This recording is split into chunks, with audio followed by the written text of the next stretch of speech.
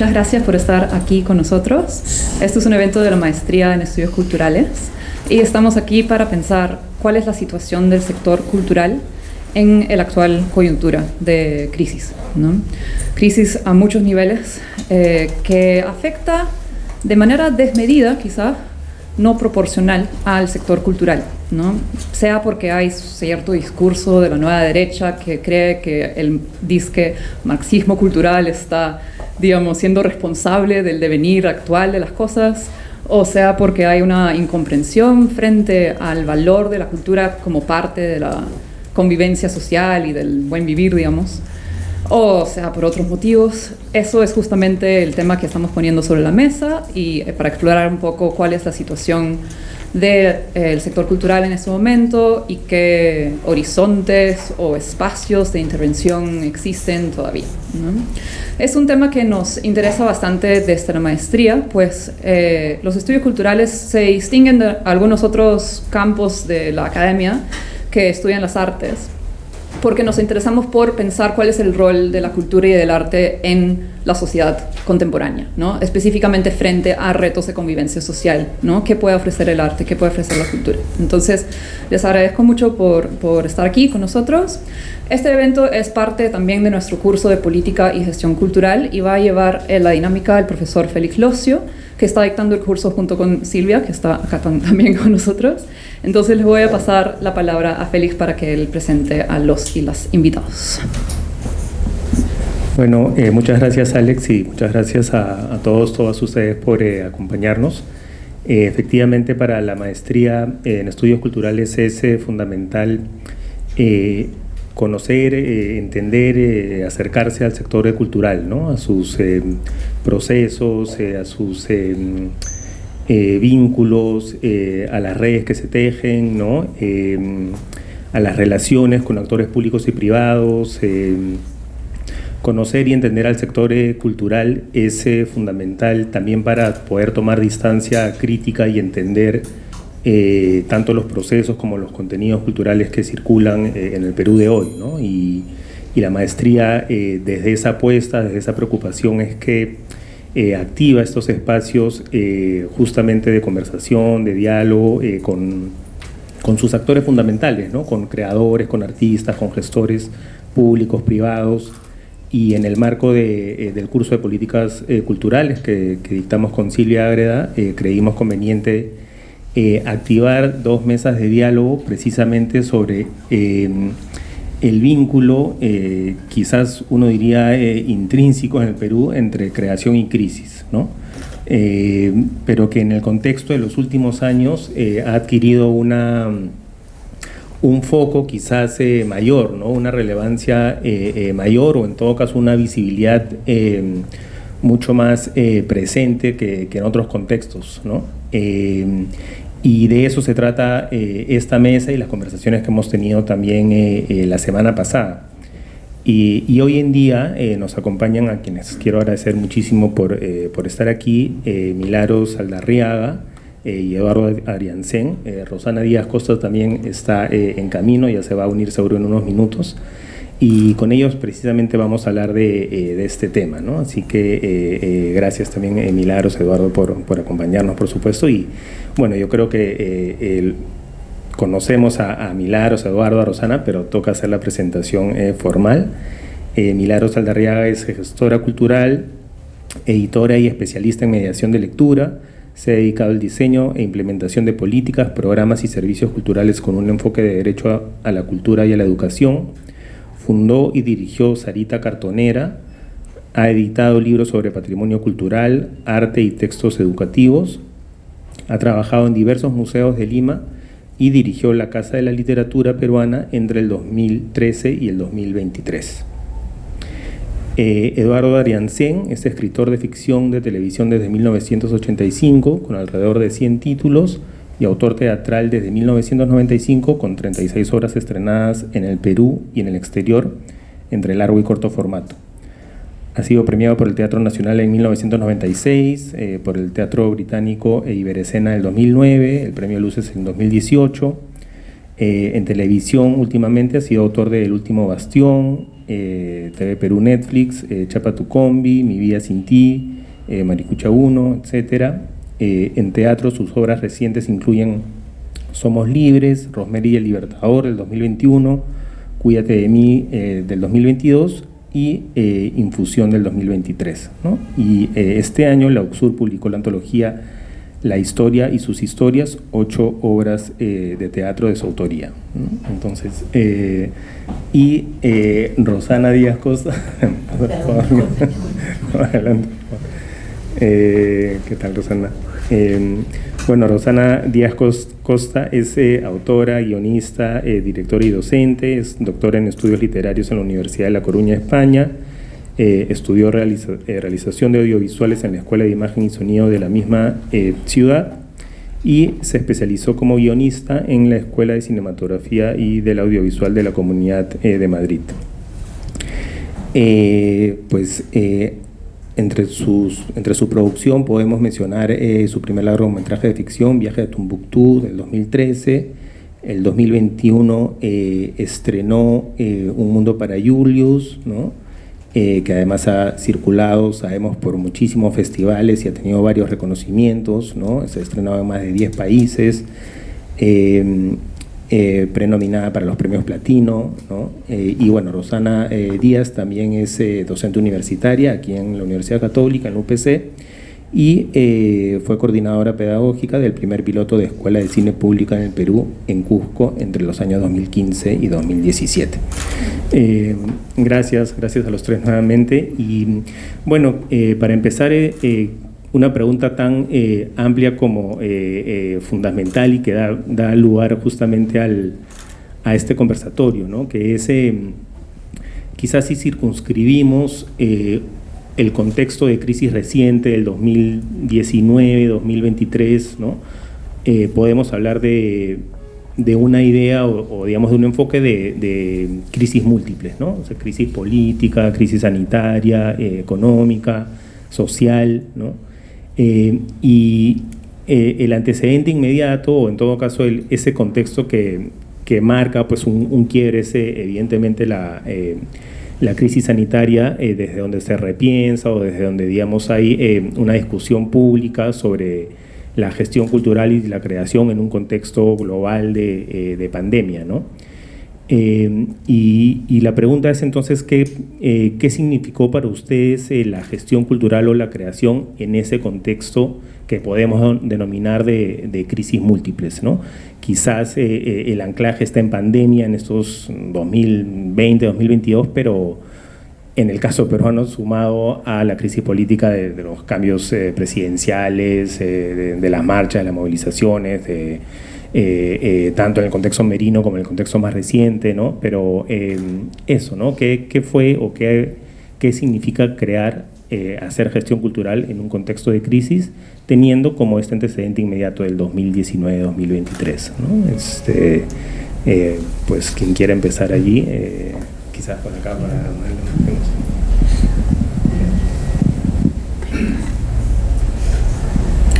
Buenas noches, estoy muy contenta de estar aquí conversando con ustedes. Gracias a las personas que han organizado esta sesión. Proponen situar la pandemia como, digamos, un hito para pensar la sucesión de crisis o las múltiples crisis que estamos viviendo, ¿no? En pandemia yo trabajaba en Casa de la Literatura Peruana, un centro cultural público que, digamos, para pensarlo desde la gestión, proponía dos tipos de gestión coincidiendo en un mismo espacio: la gestión bibliotecaria y la gestión de museos, ¿no? Entonces, creo que el digital, enfrentar lo digital como único entorno en el cual existir, marcaría los trastornos o los retos de ese momento, ¿no? Empezaría por situarme a mí misma. Yo soy una persona más analógica que digital, supongo, eso es generacional también, ¿no es cierto? Y entonces dirigir desde el entorno virtual sin cuerpos, sin cercanía física para mí fue casi imposible. No creo haber aprendido a hacerlo. Es algo que creo que debo decir porque me pregunté por cómo desarrollaban sus roles los directores de otros museos, también públicos, considerando que, por ejemplo, hay labores de un museo que son imposibles de traducir a un digital. La conservación material de los objetos es imposible de situar en el entorno digital, ¿no? También siendo un lugar público, teníamos que contar con la infraestructura digital del Estado peruano, que es pobrísima, ¿no? Cómo entonces las bibliotecas públicas, los museos públicos, en general los servicios culturales públicos, podían y pueden, porque eso no ha variado, desarrollar una propuesta digital pertinente y efectiva, ¿no? Puede sonar, digamos, a algo muy específico y sin embargo tiene que ver justamente con el valor y la pertinencia de esos servicios hoy. Ya pasó la pandemia, pero es necesario un desarrollo digital de cualquier servicio cultural, ¿no? Y eso relativiza entonces la efectividad y consecuentemente el valor de las instituciones culturales en nuestra sociedad, ¿no? El digital fue el gran reto,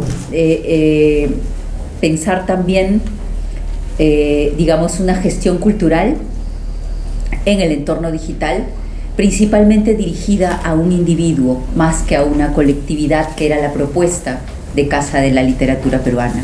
La propuesta de ese lugar era dialogar con colectividades, ¿no?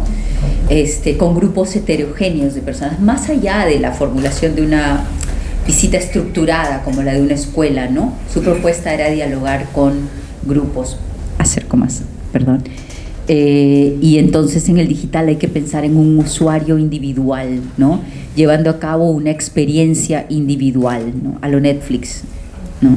No voy al cine con mis amigos y luego hablo de la película. Veo yo solo la película, la parto en 3 o en 5, ¿no? Es un entorno en el que la relación con los objetos culturales es muy distinta a la del espacio físico, ¿no?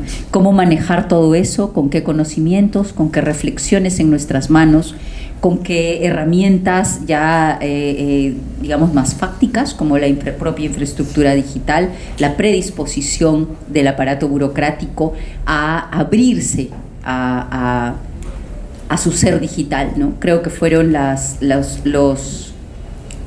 dificultades, los retos más rudos de ese momento de la pandemia. Pasada la pandemia, también desde la experiencia de Casa de la Literatura, por el emplazamiento de ese lugar, aunque no creo que solo por eso, pero el reto fue recuperar el espacio público. No había espacio público. La gente no transitaba con fines de encontrarse, de hacer el tránsito de la productividad, de voy a mi trabajo, ¿no? Así de la manera más básica, ¿no? El espacio público sin ser transitado, sin ser utilizado, sin permanecer, sin vagar, ¿no? Entonces, me parece que ese reto o esa dificultad, esa gran discusión desde la gestión de la cultura está pendiente, porque además tenemos una serie de autoridades ediles, ¿no? Sumamente autoritarias, generando normas muy arbitrarias respecto de lo que debe o no debe ocurrir en el espacio público. La ciudadanía da su pelea, hace sus propuestas. ¿Qué hacen las instituciones culturales? ¿Qué hacemos las personas que trabajamos en cultura? ¿Qué proponen los creadores? Creo que ahí también hay un campo para la discusión y las posibilidades de creación y de generar propuesta, ¿no? Buenas noches con todos, ¿qué tal?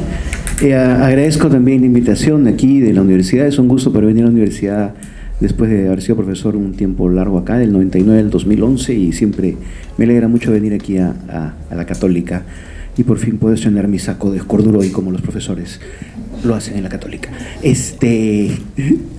Yo tengo una patita en cada lado, les confieso, y a veces, en teatro no me cuesta, pero me cuesta pensar que la televisión también es cultura. En todo caso, puedo hablarles de esos dos temas, básicamente, que es en los que me muevo y en los cuales he pasado creo, hace bastantes años ya, todas las etapas y todas los eventos y las épocas históricas y las crisis. Todo chancón, me dice yo, pensando de repente hay PowerPoint de proyección, me dice mi PowerPoint que dice crear en tiempos de crisis, subtítulo, es decir, lo normal en el Perú. Pero entonces lo voy a leer. Y tenía una ficha primera que era el teatro antes de la... Yo he separado lo del teatro en dos partes concretamente, ¿no? El teatro del año 2001 al 2020 y el teatro post 15 de marzo 2020 después del apocalipsis. Voy a hablar del apocalipsis, ¿ya? Porque es un poco el tema y luego de repente vemos lo otro. El 15 de marzo del 2020 desapareció completamente el teatro y se acabó, fin. O sea, no es que cómo sobrevive, no, desapareció, fin. Todas las artes escénicas desaparecieron. No había posibilidad de hacer alguna, porque las artes escénicas son lo más intrapersonal que existe en el universo. Entonces simplemente se acabó. No, de verdad, el 16 de marzo todos se despertaron, toda la gente despertó y ahora ¿qué hacemos? Nada, te quedas encerrado, no puedes ver gente. Además salían cosas horribles de que matabas a tu abuelita, cosas horrorosas. Entonces, lo cual era verdad además, ¿no? Lo cual ni siquiera era mentira. O sea, quiero decir, no era exageración. Entonces, lo que yo, al margen de las crisis personales de cada uno y de todas las cosas que cambiaron, porque el año 20, curiosamente, en enero del año 20, ya eso ya es un chiste casi, ¿no? En enero del año 20, todos los compañeros tenían planes maravillosos para el año 20 de montajes. Todos tenían montajes en marzo, abril, mayo, junio, julio, septiembre, octubre. Yo tenía montaje para octubre, todo el mundo estaba, aquí voy a hacer esto, voy a hacer lo otro, voy a hacer De rodajes hablo después de televisión, que es otro tema, y luego ya Rosana hablará del rodaje de cine, que es otro tema. Ya, pero bueno, en teatro todo el mundo estaba ocupadísimo. Qué bonito año, qué lindo. Y de repente empieza el FAE en verano, más o menos ya en febrero, marzo, empieza a decir, y al final cancelaron las últimas fechas del FAE, que es un festival de arte escénica muy importante, porque empezó la peste, y el 16 de marzo simplemente se acabó, el teatro se acabó. Pero es una cosa extraña, ¿ya? Les digo la verdad, porque otras actividades posiblemente no dijeron, esto es un problema, no, esto es algo que nos va a limitar, no sé, pero el teatro se acabó. Es así como que ¡pum! No hay, o sea, no hay forma. Y a mí lo que me sorprendía a mis compañeros, y no me incluyo yo, porque yo no me incluí, era que era lógico, era la necesidad de supervivencia, que a los 4 días ya estaban inventándose el teatro virtual. Cosa que fue, sinceramente, yo pienso, visto ya pasado el tiempo, fue la respuesta desesperada de un colectivo que vive en una precariedad muy grande para poder de alguna forma agenciarse un poquito de presencia y algunos soles. Esa es la verdad. Eso lo hemos conversado mucho con los compañeros durante los primeros meses, durante todo el año 20, todo lo que siguió al año 20, el gremio teatral lo que hizo fue inventarse la televisión en vivo. No, lo digo con cariño, pero a la vez con un poco de ironía, porque sinceramente inventaron la televisión en vivo. Yo les decía a mis amigos que desesperadamente querían hacer algo porque necesitaban hacerlo, porque no había dónde hacerlo ni posibilidades de hacerlo. Les decía, ustedes han inventado la televisión en vivo, me parece maravilloso, me parece un acto de supervivencia admirable, que consistía en estas conexiones, en ver obras pequeñas, cortas, de formato muy corto normalmente, entre 10 a lo mucho 25 minutos tal vez, a lo más media hora, transmitidas por internet con actores en diferentes lugares además, lo cual era un poco aún más extraño, ¿no? Porque un actor estaba en su casa en San Borja, el otro estaba en su casa en Beverly del Triunfo, el otro estaba en su casa en Pueblo Libre, y al final hacían una obra todos a la vez, y el internet se iba al demonio y se congelaba uno y el otro no. Y aún así, yo compré un montón de obras así por un tiempo, porque era, ¿qué hacemos? Nos tenemos que ayudar porque esto ha desaparecido, el teatro ha desaparecido, hasta nuevo aviso. Y me acuerdo la gente optimista que dijo, me acuerdo mucho un amigo, que el 16 de marzo, luego del shock de todos, en Facebook puso, pero esto ahorita pasa, en abril hay que reprogramarnos. Entonces, los tiempos ya pasan, en abril hay que reprogramar. Entonces, el tiempo iba pasando y lo que hizo la gente fue, para poder de alguna manera agenciarse algo, los actores sobre todo, los que solo se dedican, los que solo son actores, empezaron a agenciarse esto de inventar la televisión en vivo, y otros compañeros inventaron el cine, o sea, se inventaron para ellos el cine, porque tengo por lo menos 3 compañeros actores que de pronto se descubrieron como directores de cine muy interesantes: Francisco Cabrera, Jorge Bardales y Sandro Calderón. De pronto descubrieron que eran cineastas, empezaron a hacer teatro, que eran cortos, y dicen, no, esto no es teatro, no seas paloma, esto es un cortometraje, un mediometraje. Entonces aparecieron talentos, y ¿saben lo que sí apareció más o menos como una facilidad en medio del desastre, la bomba de hidrógeno? Que la pedagogía se hizo absoluta y totalmente, abarcó ya a cualquier lugar. Entonces, claro, las escuelas de teatro tenían alumnos en cualquier parte del Perú, e incluso algunos hasta fuera del Perú. Entonces, en el lado pedagógico, mis amigos que podían enseñar lograron agenciarse de alguna forma su pan, su heroico pan, durante ese tiempo con la enseñanza, y quienes no, se las vieron de pavor. O sea, los que no tenían en todo caso, digamos, costumbre o experiencia pedagógica, sí, se la vieron fatal. Yo no sé cómo, los profesores de acá, yo no sé cómo pueden enseñar danza por video, me parece un misterio de la ciencia, pero lo lograban, ¿no? O sea, y la gente tenía que seguir estudiando, y seguían la gente de escénicas estudiando por video, que a mí me seguía pareciendo marciano. Pero lo lograron porque, ¿qué opción había? Quiero decirles eso también, ¿qué opción había? No había otra. Yo personalmente no entré al rollo de los espectáculos virtuales por una razón bien simple que yo con todo cariño les decía: chicos, yo vengo de la televisión, lo último que quiero ver es algo parecido a la televisión, si creo ver algo de teatro. Me aguantaré o moriré, no lo sé, tal vez muera en esto, pero no importa. Pero en todo caso ya no voy a hacer televisión, ya he hecho demasiada televisión. Si hago teatro, es teatro con gente normal, pero no por tele, porque es como hacer tele. Entonces yo no quiero hacer tele acá, ¿no? Pero mis compañeros lo lograron y lo hicieron cosas muy buenas, algunos, ¿eh? Debo decir que la minoría, para ser honestos.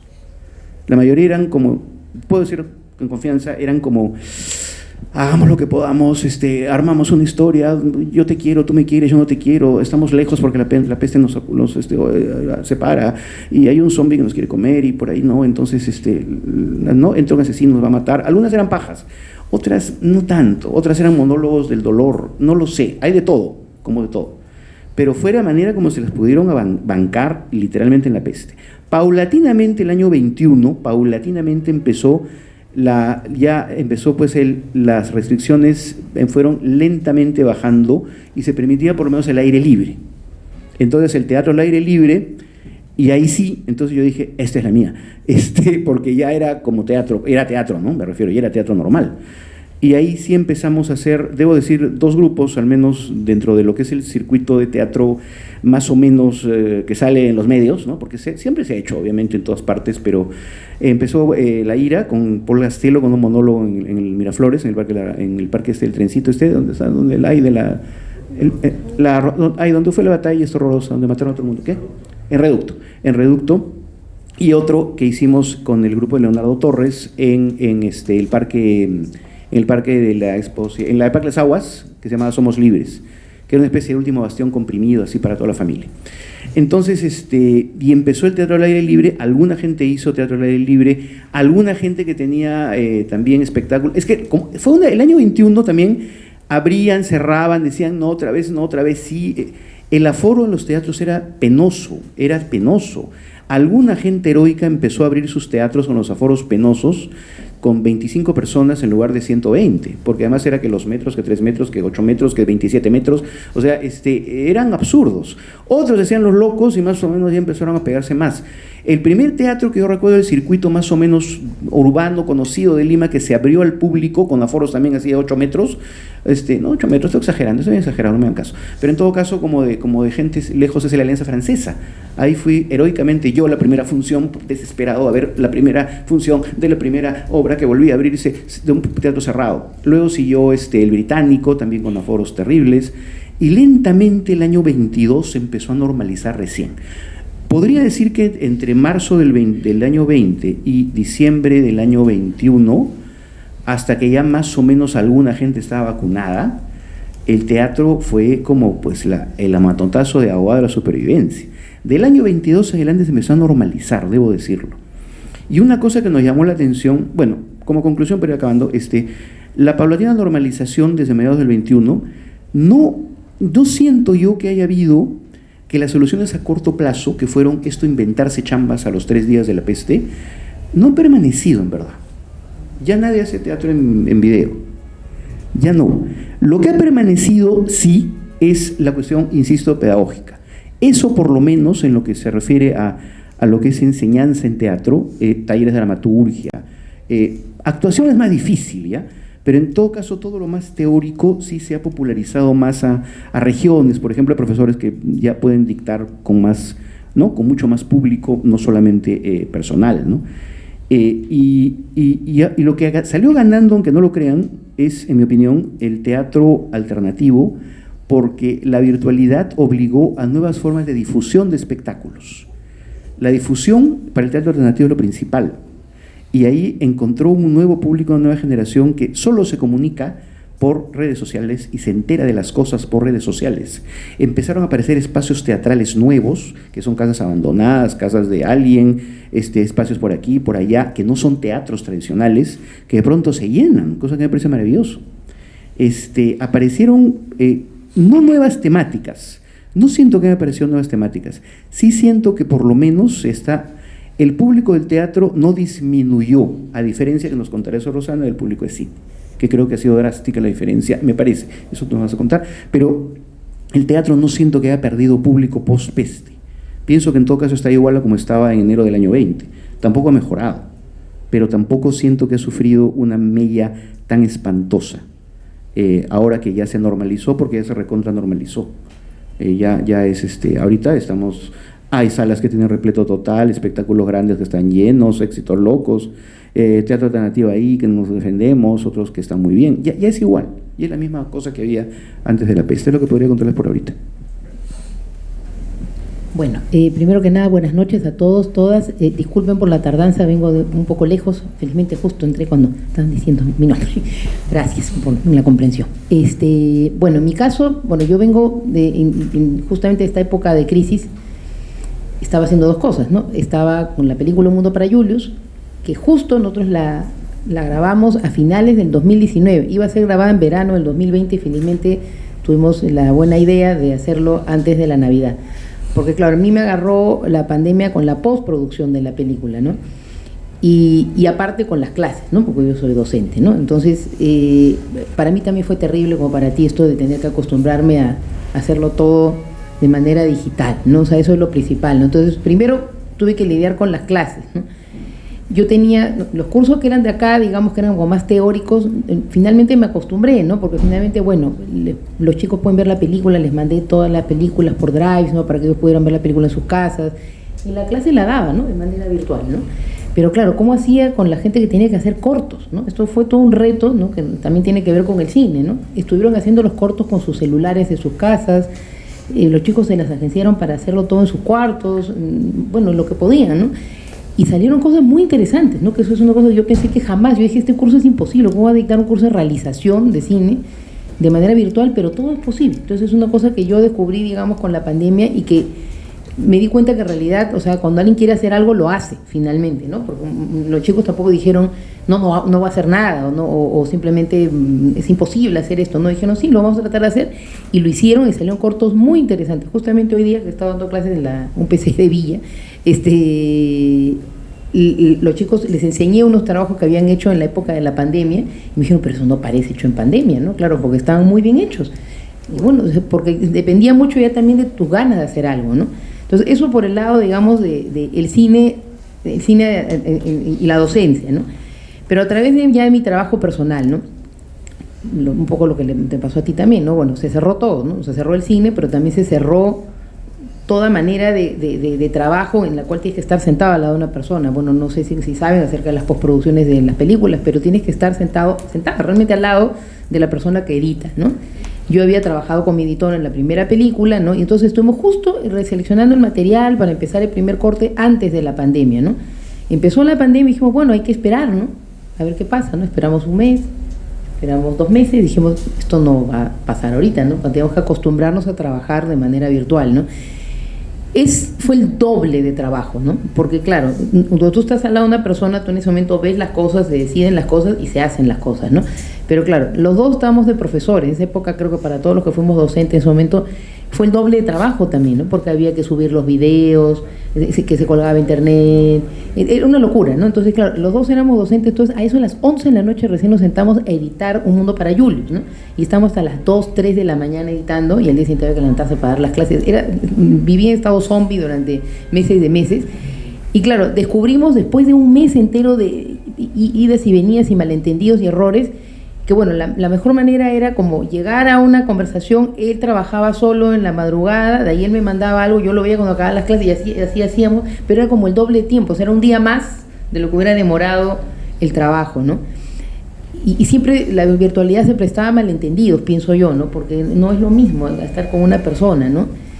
Eso fue por ese lado, ¿no? Y por otro lado la angustia, ¿no? Y esto no se van a abrir los cines, no se abren los cines. ¿Esto qué estamos haciendo? Estamos editando una película, ¿se va a realmente poder estrenar en el cine? Porque ese era nuestro miedo principal, porque es más, recuerdo cuando fue todo lo de Merino, ¿no? Que tú has mencionado, que eso ya son las crisis políticas, ¿no?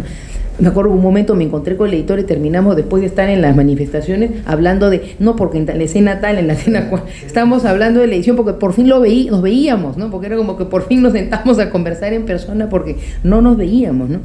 Y nos dimos cuenta que fluía mucho mejor la cosa así. Entonces dijimos, bueno, que sea de repente nos reunimos con nuestras mascarillas, con todas las ventanas abiertas y de repente podemos conversar, ¿no? Entonces de vez en cuando hacíamos eso. Yo iba para su casa, todas las ventanas abiertas, estaba por allá, yo estaba por acá y hablábamos y él se acercaba a la computadora. Una locura, ¿no? Hemos vivido tiempos realmente distópicos, ¿no? O sea, era una película todo en realidad, ¿no? Sí, en realidad es una locura, ¿no? Y claro, pero al final aprendimos algo, ¿no? Yo la verdad nunca jamás me imaginé que se podía editar una película de esa manera. Y fue el doble trabajo, pero se consiguió. Yo realmente ahora agradezco, porque algo tengo que agradecer a todo este aprendizaje, que sí es posible que parte del trabajo de postproducción se haga de manera virtual, ¿no? Y no que tengas que estar todos los días yendo a trabajar con una persona, ¿no? Luego me tocó la postproducción de color, la mezcla de sonido, todo eso, que eso era en Argentina. Entonces, y eso fue doble complicación, porque yo tenía que hablar con el colorista que estaba a 2 horas de distancia, con el editor de sonido que también estaba a 2 horas de distancia. Ellos eran argentinos, no eran mis amigos, como el caso de Eric Williams, el editor, que no, yo podía editar con él en pijama, los dos, ¿no? O sea, mirándonos las caras. Con ellos no, tenía que ser en un horario de oficina, estaba con las clases acá. Fue súper complicado, ¿no? En realidad, ¿no? También muchos malentendidos, ¿no?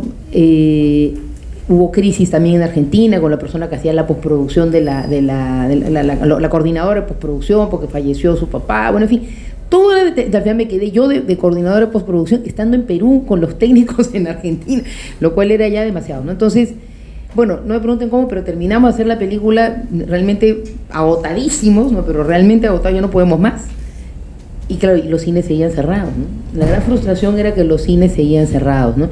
Y claro, todos mis coproductores, y en Argentina ya estaban abiertos los cines, en España ya estaban abiertos los cines, decían, pero no entendemos por qué en Perú no abren los cines. Ellos querían ya estrenar la película, pero yo quería estrenar primero acá porque la película tenía que estrenarse primero en Perú. Me decían, pero es que si no abren los cines, ¿qué vamos a hacer? Es que bueno, ahí viene, bueno, no, es que ahí fue también lo que tú me has preguntado, cómo fue el caso del cine, ¿no? Se abrió el cine y no iba nadie al cine. Nadie, así absolutamente nadie. Yo me quedé, yo tenía la obligación de estrenar en el 2021, pues yo decía, pero espera el 2022, no podía. Yo tenía contratos firmados con 2 países más, que esos son los problemas de cuando uno tiene, la gente no sabe cómo son las películas de complejas, ¿no? Pero uno firma acuerdos, y en el acuerdo era estrenar como máximo el 2021, eso era el acuerdo con la agencia literaria que tenía los derechos de Alfredo Bryce Echenique. No podían darme más prórrogas, me habían dado 2 prórrogas. Por otro lado, con los argentinos, ellos tenían que estrenar, como sea, aunque sea diciembre de 2021, porque si no les daban lo que les debía el Estado, de la ayuda del Estado, porque esto se fue hizo con el dinero del Estado argentino. Y los españoles igual, ellos tenían que recibir la segunda parte del pago de televisión española, pero tenían que estrenar el 2021. Entonces dije, bueno, lo estreno sin gente, ¿qué voy a hacer? O sea, fue así, lanzarme a, ¿qué voy a hacer? Lo voy a estrenar sin que vaya nadie, ¿no? Bueno, una semana antes que se estrenara la película, el Ministerio de Salud dijo que se podía entrar a la sala de cine ya comiendo canchita, que se puede comer canchita. ¡Brum! Todo el mundo fue encima. Entonces dije, no es el miedo al COVID, es que el peruano no puede ver películas sin comer, ¿no? Entonces, eso fue muy alucinante, ¿no? Y claro, dije, gracias, ¿no? Sí, porque de pronto empezó a ir la gente al cine, pero así, y se llenaba el aforo limitado, ojo, porque era la época del aforo limitado, ¿no? Y bueno, justo abrimos y estaba la gente ya que entraba con las canchitas y todo, entonces había aforo limitado, pero se llenaba la sala dentro del aforo limitado, ¿no? Y la película le fue muy bien para haber sido estrenada en contexto de crisis absoluta. Fue en noviembre del 2021 y estuvo 7 semanas en cartelera. La gente iba con su doble mascarilla, ¿no? Y se la quitaba para comer la canchita y se volvía a poner la mascarilla, ¿no? Una cosa completamente loca, ¿no? Pero bueno, pero se hizo, ¿no? Se hizo, se estrenó, finalmente, yo de verdad me pongo a pensar en la locura que fue. Y claro, tu pregunta es si ahora, por ejemplo, porque eso fue 2021, cuando recién se abrió el cine, ¿no? En 2022 había gente que seguía sin ir al cine. Y hay gente que no ha vuelto ya a los cines como antes. O sea, el cine ha perdido mucho en realidad, porque el teatro es una experiencia de cuerpos, es una experiencia, es un ritual, es diferente, está la gente ahí como estamos nosotros con la gente acá, ¿no? Pero el cine, la gente lo ha suplantado por las plataformas. Es una lástima, pero ha sido así. Entonces, en realidad va mucho menos gente al cine. La gente, si puede ver la película en la plataforma, la va a ver en la plataforma, ¿no? La gente ya le da flojera incluso levantarse. El cine es caro, también la plataforma es mucho más barata, ¿no? Entonces, en realidad, el cine sí ha perdido mucho gracias a la pandemia, ¿no? Bueno, por culpa de la pandemia, no gracias, ¿no? Entonces, claro, son estas películas como muy espectaculares, no son las que tienen un público, digamos, porque quieren verla en pantalla grande, ¿no? Entonces, ese es el contexto, digamos, que tuve que vivir yo en el caso del cine y trabajando en cine y luego estrenando en cine, ¿no? Y bueno, también trabajando con chicos tratando de aprender a hacer cine, ¿no? Muy complicado, la verdad, ¿no? Yo lo único que puedo, pero que siempre trato de rescatar siempre yo lo positivo dentro de las cosas negativas es, yo sí agradezco haber aprendido a dar clases virtuales, porque sí he tenido la oportunidad de dictar, por ejemplo, a gente que estaba fuera de Lima, ¿no? Un montón de alumnos que he tenido que son de regiones fuera de Lima, que jamás les hubiera podido dar esos cursos si no hubiera sido por la virtualidad. Eso sí lo agradezco enormemente, ¿no? La posibilidad de aprender también a reunirse con gente de fuera, ¿no? Para que entre, hermanos, a las clases, eso es algo genial, ¿no? Que puedes invitar de repente, yo qué sé, pues a tu coproductor argentino porque le sale de producción a tus alumnos acá, pues me parece extraordinario, o sea, eso es una cosa que jamás me hubiera pasado por la cabeza, ¿no? Y el aprendizaje virtual, digamos, que en realidad es posible, ¿no? En realidad un aprendizaje virtual, ¿no? Por más que no sea lo adecuado y lo ideal, ¿no? Entonces yo creo que sí rescato ciertas cosas, ¿no? Pero también un poco rescato lo primero que tú dijiste, ¿no? Que en realidad también la cultura siempre ha estado en crisis acá, ¿no? Y eso ha sido la crisis mundial, ¿no? Pero acá siempre ha sido complicado hacer las cosas. O sea, más allá de todo lo que pasó en la pandemia, el cine al menos es algo que permanentemente está en crisis y seguimos en crisis ahorita, ¿no? Y eso son otras cosas de las cuales de repente hay tiempo para hablar en esta reunión. Como hablé de teatro, les quiero hablar de televisión también, ¿no? Que es mi otra patita, ¿no? Ahí, por ejemplo, las cosas fueron loquísimas, ¿ya? El año 20, dentro del contexto, ¿no? de lo que la peste y todo, ¿no? El año 20, obviamente, también se suspendieron todos los rodajes, obviamente, tanto de cine como de televisión. Pero la televisión, ustedes saben lo que es la televisión. En junio ya estaba haciendo una novela. O sea, Canal 4 movió cielo, tierra, inframundo y Valhalla y todo para poder volver a grabar porque es Canal 4. Entonces, el año 20, con 82.500 problemas de protocolo de salud y todo, se empezó a volver a grabar televisión. Se grabó una telenovela el año 20, yo no estuve en esa primera, en la segunda estuve y fue una cosa bien loca, para que vean un poco cómo todo depende en la vida de cómo es el negocio, ¿no? Si es negocio o no. Claro, no es negocio hacer cine, pero hacer telenovelas sí. No para los quienes las hacen, pero sí para quienes las producen. Y se logró solamente como anécdota lo cuento, ¿no? Yo escribí con mi equipo una telenovela el año 20 que se llama Mi vida sin ti, que logró el sueño dorado de la producción de televisión. ¿El sueño dorado cuál es? Contratar 21 actores, encerrarlos en un hotel y sacarlos del hotel para que vayan a grabar a la locación y volverlos a meter al hotel. Es el sueño dorado de producción. Los actores están ahí a tu disposición todo el día. Es una maravilla, no tienen nada que hacer, solamente estar ahí esperando que lo lleven para grabar. Y se grabó una novela así, que fue divertidísima, además, porque no era un problema. O sea, no me parecía por la decían que no más de 5 personajes por locación, que no sé qué, que todo era ya en un edificio, lo hacemos ya, el departamento 1, 2, 3, 4, es una especie de, aquí no hay quien viva, pero en dramático, y se resolvió.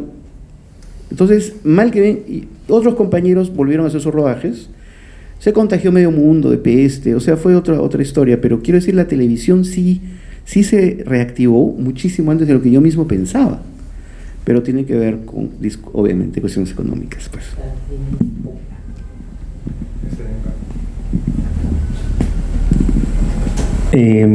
Digamos, partiendo de esto último, ¿no?, que mencionan de si rescatar lo positivo, en todo caso me quedé pensando en esta idea de lo impensado en el contexto de crisis, ¿no? Digamos, eso que no necesariamente veían venir y que ocurrió en ese contexto y que, digamos, dio algunas luces sobre la creación o la gestión cultural o digamos, sus propios proyectos en ese contexto, ¿no? Y en mi caso, ¿no?, solo brevemente para dar el contexto de la pregunta, claro, yo estaba en la gestión pública, en cultura, ¿no?, en los primeros meses de pandemia, y lo que notamos fue que aparecieron varios nuevos interlocutores del sector que no existían antes, ¿no? Es decir, que había cierta nueva asociatividad para...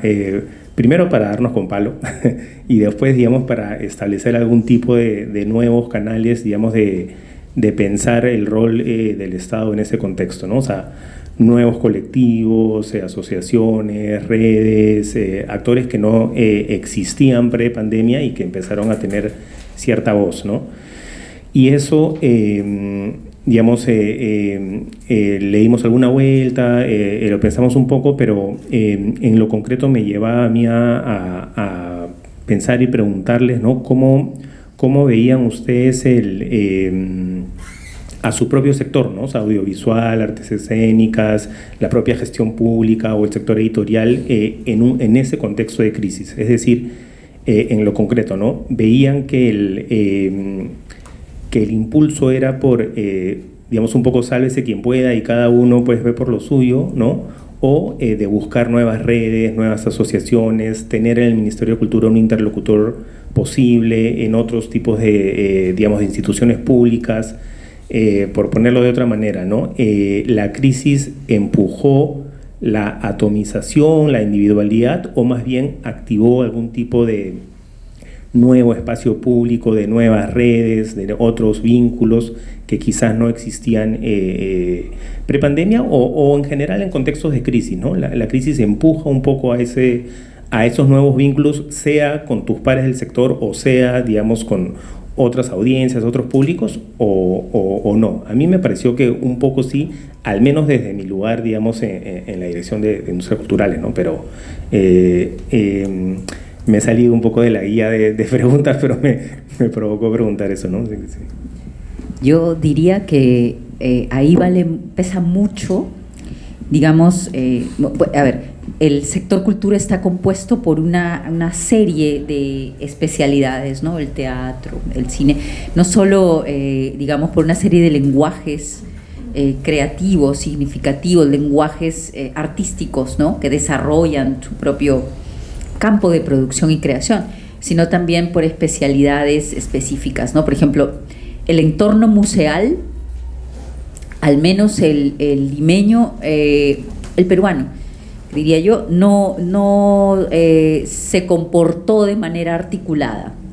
Me parece que por ahí algunos estudios, algunas cosas se compartieron o algunas iniciativas de ese tipo, más de analizar públicos por ahí, que de generar algún tipo de red de intercambio o incluso de encuentro, ¿no? Que también es igualmente valioso. En cambio, las bibliotecas reaccionaron rapidísimo. Las bibliotecas abrieron sus fondos para intercambiar, ¿no?, colecciones. Por ejemplo, era usual que una biblioteca presente los fondos de otras bibliotecas como parte de una alfabetización digital para el uso de bibliotecas. La bibliotecología reaccionó también. La formación de los bibliotecólogos tiene que ver justamente con la administración, ¿no es cierto?, de la información. Entonces engancharon muy bien, fue sorprendente. Yo no tenía, por ejemplo, no vislumbraba, pero ya dije al inicio, para mí la cultura digital estoy distanciada, ¿no? Es un contexto cultural pleno, ¿no? Entonces yo pensé, por ejemplo, que la relación con la infancia, la lectura para la primera infancia tiene que ver mucho con el vínculo, ¿no?, de la familia, el cuerpo, el cariño. La lectura en los primeros años tiene que ver con que te cuiden. Te cuidan, la literatura es parte del cuidado de un niño. Cuando le cuentan un cuento, cuando le cantan una canción, que es un texto poético, ¿no? La literatura sirve para cuidar a la gente, ¿no? Entonces yo pensaba cómo esto va a entrar al digital, intraspasable, digamos, ¿no? Y sin embargo sí, varias cosas ocurrieron, ¿no? Los fondos pues, editoriales de literatura infantil de distintas partes del mundo organizaron plataformas muy interesantes, muy pertinentes, muy útiles, que podían ser utilizadas desde acá y de cualquier otro lugar. La lengua habría sido en todo caso la frontera, ¿no? Y entonces la circulación del libro a través de la gestión bibliotecaria fue muy interesante. También la pedagogía o la enseñanza, lo que han dicho Roxana y Eduardo, ¿no? Los espacios de aprendizaje y de diálogo se abrieron. Florecieron no solo la cantidad y la posibilidad de que quien nunca había enseñado enseñe, y eso puede llevar a actos fallidos, pero también puede llevar a descubrir potencias, ¿no? Pero también los entornos de aprendizaje del digital se volvieron más heterogéneos. Eso es muy interesante, ¿no? Poder ser parte de un curso en el que hablas, vamos a pensar, de poesía peruana de los 60, y hay gente de Argentina, de México, ¿no? Entonces esa es otra potencia, ¿no? Pensar, por ejemplo, cómo se enseña la literatura en los colegios. Disculpen que yo tenga todavía mis referencias muy vinculadas a la Casa de la Literatura, pero es desde ahí que experimenté estos cambios, ¿no? Entonces, pensar la enseñanza de la literatura en el país con la gente de Puno, ¿no?, de Lima, de Ucayali, de Tumbes. Entonces ahí estás hablando de otras complejidades. Hay que discutir eso para cualquier persona que participó allí, como docente, como formador, en fin, fue muchísimo más rico, ¿no? La heterogeneidad, desde mi perspectiva, va a enriquecer casi cualquier proceso, ¿no? Y eso también. Rescato esas dos potencias que se generaron, pero sí me parece bien interesante que hayas propuesto esta pregunta, Félix, para pensar cómo hay sectores que reaccionan, ¿no? O sea, sus herramientas, ¿no?, inmediatamente están dadas, otros es mucho más difícil, ¿no? Pienso también cuando digo que los museos no se encontraron, no llegaron a articularse como red. Claro, una exposición, igual que la experiencia teatral, no es idéntica, digo, no es lo mismo, pero es igual, está pensada para una relación entre el objeto de arte o patrimonial y la persona como cuerpo, ¿no? Todos los sentidos puestos ahí en la percepción. ¿Cómo traducir eso a otros entornos? Muy complicado, ¿no? Es muy, muy complicado. Entonces ahí, más allá de, digamos, superando esta idea del aura, ¿no?, de la obra de arte, igual hay que pensar allí cómo se puede situar esa relación objeto de arte, y hay muchas reflexiones al respecto, ¿no? Pero no ocurrió esa articulación. A ver, en el teatro es un medio muy curioso, ¿ya? Es un medio muy solidario entre sí. La gente de teatro, en verdad, se ayuda un montón entre sí. Comparado con otros medios que he visto, por lo menos, no sé, los literatos se agarran a dentelladas, madre de Dios, ¿no? Los pintores creo que también se dicen vela verde, pero la gente de teatro no. La gente de teatro te presta cosas, te ayuda, es bien solidaria, en verdad. Ya, es bien solidaria. En tiempos de peste, todos los de teatro pagábamos el teatro virtual entre nosotros, era casi una mensualidad, porque sabíamos cómo estábamos todos, eso es lo real. Pero a la vez que tiene esa solidaridad, el mundo del teatro Hablo de Lima, que es lo que conozco bien. Pero en regiones más o menos se replica, por lo que sea de Arequipa, por lo que sea de plazas más o menos grandes, la gente hace lo que quiere en términos individuales. O sea, hace lo que le gusta, lo que le interesa, la propuesta que le importa, el estilo que le preocupa, el estilo que lo motiva, el estilo que busca público, que busca cuál público. No es articulado para nada el mundo del teatro. El mundo del teatro es muy grande. No es una etiqueta que le puedas poner a todos, y todos somos un teatro y todos piensan igual y actúan igual y tienen intereses iguales. No, todos somos muchos de todo, hay mucho de todo. ¿Todos son solidarios? Sí. ¿Todos son buena onda? Yo creo que sí. Todos son gente que está dispuesta a ayudarte, desde el teatro más grande hasta el teatro más chiquito, te prestan cosas de verdad. Mucha gente a veces tiene miedo y dice, no, ¿cómo le voy a pedir prestado algo a Chele Ferrari? Yo le digo, te presta. O sea, no es que... Es un medio de verdad donde la gente se conoce porque sabe que puede trabajar mañana con esta persona. Entonces siempre trata de alguna manera darse la mano. Lo que también sería interesante rescatar, aparte de eso, es extraña solidaridad, pero también a la vez individualismo. Y lo que sí hay que rescatar es la verdad, que sí el Ministerio de Cultura ayudó un montón en tiempo de peste. O sea, en verdad hubo fondos para estímulos culturales para que los locales no se vayan al demonio. Hubo fondos para que puedan sostenerse salas, para que la gente pueda mantener su espacio.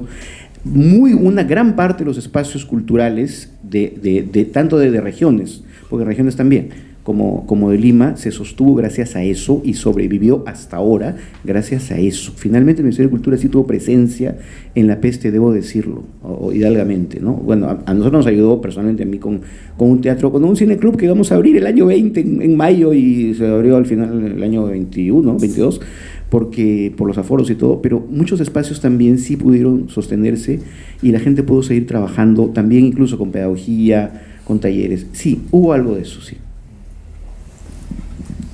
Bueno, el sector del cine siempre ha estado muy atomizado, ¿no? Bueno, tú has trabajado cercanamente, creo que lo puedes haber visto, ¿no? No es así como el del teatro, hay que decirlo, ¿no? Siempre ha habido, la gente, hay como un gran archipiélago, por decir, ¿no? De personas haciendo películas, ¿no? Pero unidas no están, o sea, hay algunas personas, ¿no? Digamos, más individuos, ¿no? Que uno es amigo del otro, ¿no? ¿Y qué pasó en la pandemia, no?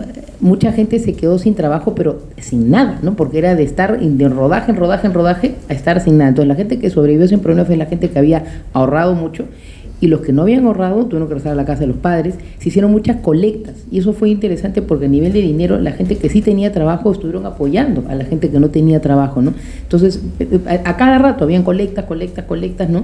Y muchos pidieron apoyos COVID también para hacer diversas cosas. Yo también pedí al apoyo COVID para poder terminar Un Mundo para Julio, porque claro, nosotros estábamos en el doble de tiempo que nos hubiera tomado la edición normal y yo necesitaba más plata para pagarle al editor, básicamente, porque estaba trabajando más tiempo de lo que realmente íbamos a trabajar, ¿no? Entonces, gracias al apoyo COVID del Ministerio de Cultura se pudo realmente pagar a esta persona, ¿no? Y a él y al asistente de edición, ¿no? Entonces, sí, en realidad el Ministerio fue vital para toda la gente que estaba en algún espacio de industrias culturales, en realidad, ¿no? Y claro, eso fue por un lado. Y por otro lado, ya es un caso más particular, el caso de que nació algo en esa época, con la que ahora estamos trabajando, que es la Asociación de Directoras de Cine y del Audiovisual del Perú, NUNA se llama, ¿no? Soy la presidenta de esa asociación y eso empezó en pandemia, empezó en el año 2020, ¿no? Entonces, claro, hay que agradecerle algo a la pandemia, porque con las directoras que éramos amigas dijimos un día, vamos a reunirnos por Zoom para conversar, porque estamos todas, o la que tenían hijitos con todos los hijitos pequeños, dándole con las clases virtuales, la otra que está con los padres enfermos. Era una locura para todo el mundo. Entonces fue como un espacio de hablar con gente con la que puedes hablar de otras cosas que no hablas con tu familia, ¿no? Y empezamos con esta reunión y así empezó empezó con conversaciones entre mujeres cineastas y dijimos, ¿y por qué no hacemos una asociación? O sea, fue el momento de hablar de la asociación y nos dimos cuenta más de cosas, ¿no? Porque más que los que hablamos éramos todas directoras, ¿no?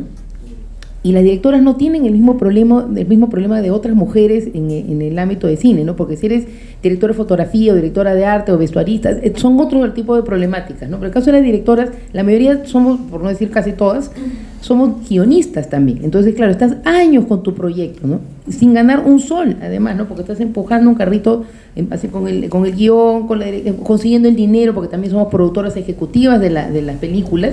Entonces, claro, son unas complicaciones distintas las que tenemos nosotras, ¿no?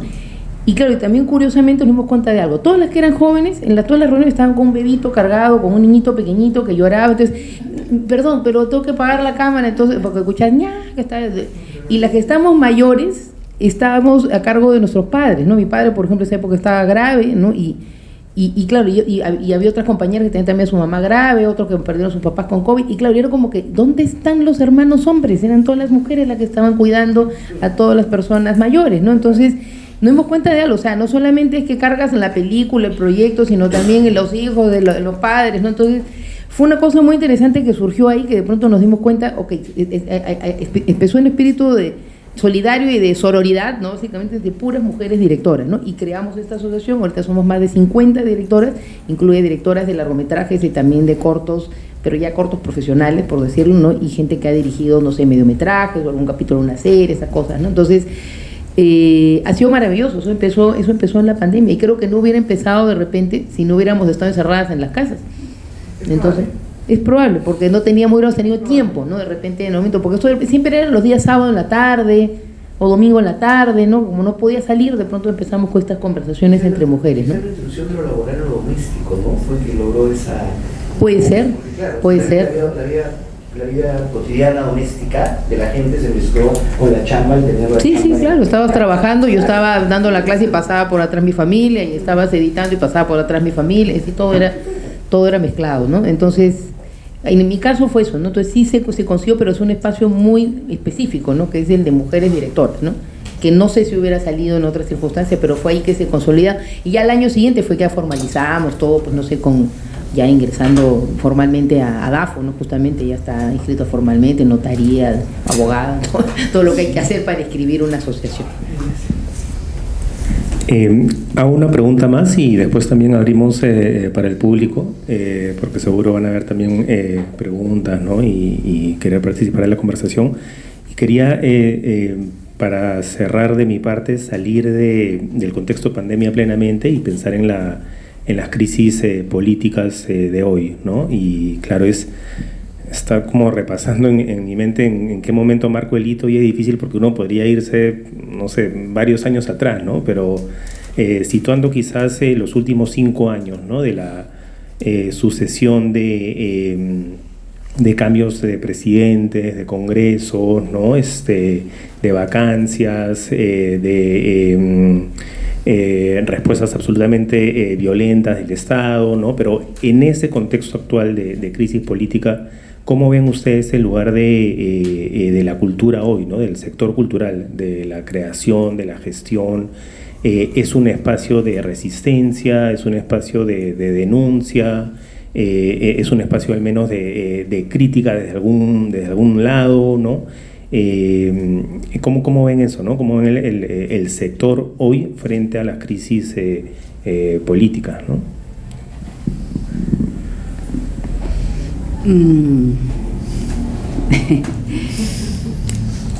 ¿Cómo se comporta el sector frente a la crisis? A ver, pensaría primero en el Ministerio de Cultura, que creo que lleva ya algunos años con el mismo tono, ¿no? Sin problematizar el asunto, ¿no? Sin, digamos, situar un rol para la cultura en una circunstancia de crisis. ¿Cuál es ese rol? Y cuál es el rol, además, ya pensando, como mencionaba hace un momento, esas distinciones entre instituciones museales, bibliotecas, ¿no?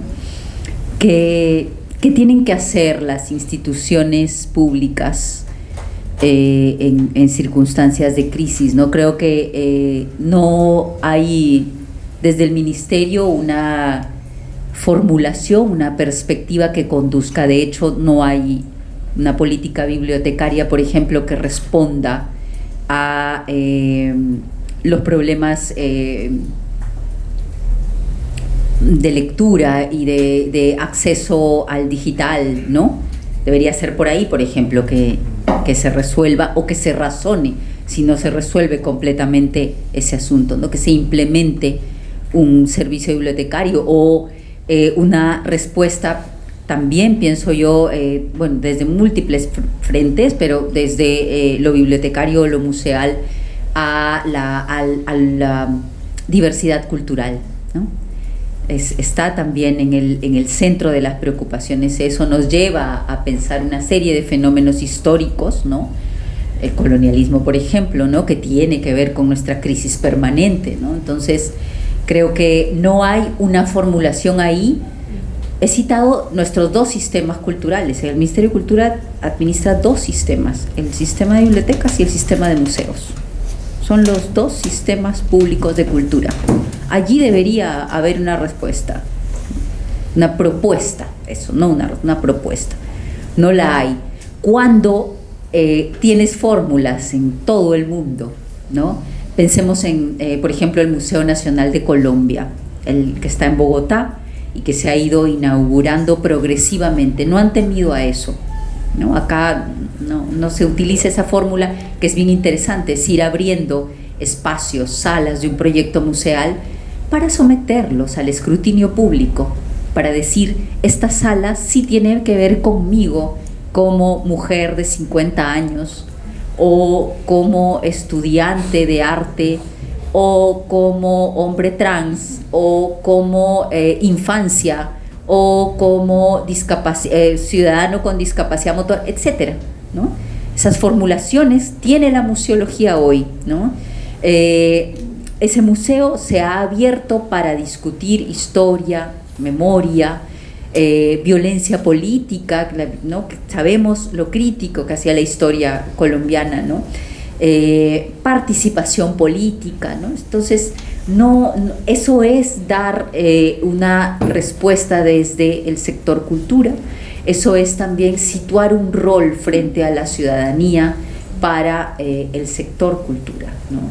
No creo que nosotros hayamos tenido desde allí una formulación, eso es desde el Estado. Creo más bien sí que desde sociedad civil hay muchas iniciativas que están justamente respondiendo a necesidades de su entorno inmediato, necesidades locales, iniciativas que están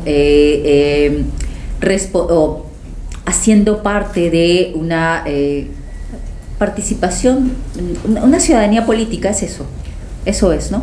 Una ciudadanía que participa en los debates públicos, que resiste, que se opone públicamente, que se organiza. Pensemos que hace poquísimos días se quiso modificar un aspecto de la ley del patrimonio inmueble, que significaba que no hubiera evaluaciones arqueológicas previas. Estoy diciendo esto de la manera más sencilla posible. En la manifestación que hubo fuera del Ministerio de Cultura, habían arquitectos reconocibles con una trayectoria importantísima, Hayakawa, Bengolea, ¿no? Estaban ahí, habían varios arquitectos, y así grupos organizados con un discurso allí, ¿no? Arqueólogos, ¿no? Distintas disciplinas, gestores culturales, bien interesante ver eso. Entonces, ciudadanía sí está allí, creo, organizada, peleando en circunstancias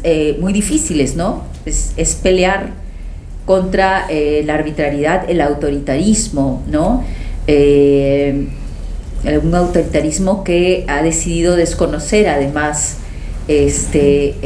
a los expertos de cada sector, ¿no? Y entonces viene alguien y dice, yo quiero que la ley de cine sea así, pues, porque, no sé, a mí no me gustan estas películas. Entonces, también, pero está lleno de arbitrariedades, ¿no es cierto? Porque son normativas que se proponen sin dialogar con los sectores, con los creadores, con los investigadores, con la academia, ¿no? No hay actores, según, ¿no? Estas formulaciones de leyes prescinden de todos los actores, ¿no? Entonces, importantísimo lo que hace sociedad civil. Creería entonces que las instituciones, mi experiencia principalmente ha ocurrido dentro de instituciones públicas. Creo en la autonomía de las instituciones culturales. Pensaría que parte de la pelea está allí. en reconocer, hacer que se reconozca la autonomía de las instituciones culturales, ¿no? Y pienso también que parte del reto está en que estas instituciones culturales sitúen el conflicto, las tensiones, como parte de sus discursos, justamente para para dialogar con lo que está haciendo sociedad civil y para ser una opción justamente en la formación ciudadana, ¿no? Cuando se habla de un rol educativo para las instituciones culturales, que digamos, esa forma o ese modelo de gestión a la que yo he adherido en mi trayectoria, no se está pensando en la formulación educativa, la formulación pedagógica, la perspectiva pedagógica de una institución cultural y de la gestión cultural no tiene que ver solamente con lo escolar. No se trata de formular un programa para escuela, que sí hay que formular un programa para escuela, para toda la escuela además, ¿no? La escuela no es una escuela, ¿no? Las escuelas, los modelos educativos, ¿no? Pero lo pedagógico tiene que ver, es más extensivo y tiene que ver con la formación ciudadana, con ser espacios donde se puede agenciar la participación política de la ciudadanía. A ver, el teatro es, como digo, bueno, Rosana es una figura bonita, ¿no? Un archipiélago. Es un archipiélago, pero es como Indonesia, ¿no? O sea, es al final un solo país que tiene un montón de islitas, pero como digo, finalmente es uno solo, ¿no? Pero sí es cierto también que son islitas. Entonces cada uno trabaja a su manera, cada uno trabaja con lo que le gusta. Y es un viejo rollo que a veces uno tiene que no quiere parecer tío, pero se vuelve tío. Que es que, por ejemplo, hay poco interés en hacer un teatro político, por ejemplo. Bastante poco. Por el lado de la creatividad, por el lado de las propuestas, te sorprende que a veces son los mayores o los teatros más grandes los que hacen las propuestas más políticas y más fuertes que el mismo teatro alternativo. No lo sé, tiene que ver con una cuestión generacional tal vez, tiene que ver con una cuestión de intereses, tiene que ver con la decepción universal de la época también, del cualquier ideal político, el fin de las utopías y todo esto que ya sabemos. Pero el teatro tiene poca respuesta creativa a las crisis políticas en este momento, fíjense. Es mi percepción. Yo veo bastante teatro, la verdad, y siempre salgo como pensando, pucha, pudieron tal vez tener un poco más de huevo para atacar este asunto, ¿no? No hay mucho interés creativo, o si lo hay, no es como tibio, es como timidón. Después de la peste, yo le decía a mis compañeros de teatro, sobre todo los más jóvenes, les decía, mira, muchos de ustedes, porque esa es la realidad, muchos de ustedes han querido hacer siempre un teatro en cierta forma amable, que no asuste al público, porque como el público está un poquito, da miedo espantarlo. No, es verdad. Entonces yo les decía, claro, ustedes a veces hacen horas para que le guste pues a los maestros, al profesor, ¿no? Que va a decir, profesor, si hago una cosa que sea muy fuerte, muy así, muy... ¿no? Yo le decía, sé parricida, mátalo, ¿no? O sea, yo soy un asqueroso, ¿no? Pero bueno. Entonces, yo siento que tenían esa preocupación y decían siempre, no, pues entonces las señoras no van al teatro. Pasó la peste y le dije, ya no va a ir la señora al teatro, no va a ir al teatro nunca, olvídate ya. Ya, olvídate tu autocensura, porque ya el público que va a ir al teatro va a ir porque quiere, y va a ir porque quiere ver cosas diferentes a las que ve en la televisión o las que ve en el cine. Pero no siento que todavía haya un interés muy grande para entrarle de lleno al hablar de la situación política, de la crisis, de todo eso. Pocas obras sobre el Perú todavía actual, pocas que se animan a agarrar el tema sociopolítico de crisis y todo.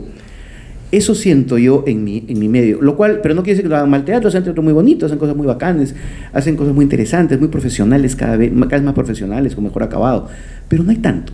En televisión, para hacerla corta, desde hace unos varios años, la televisión está absolutamente castrada. Olvídense de la televisión comercial con algún tema absolutamente que tenga que ver con la realidad, olvídenlo por favor, no sueñen. No van a encontrar ninguna referencia a nada que asuste a las corporaciones que pagan la televisión. La palabra cholo está prohibida y me consta en la televisión comercial, porque puede perturbar a alguien. Estamos en ese plan. O sea, desde hace unos años ya en la tele comercial, toda mínima alusión a cualquier cuestión social, de problemática real, de problemática que hable de cualquier cosa que sea un tema de agenda difícil y todo, está proscrita. Y lo digo con todas sus letras, me están grabando. ¿Ya? Entonces, es la verdad, es la verdad. Eso viene de acá más o menos de unos 8 años, 7 años.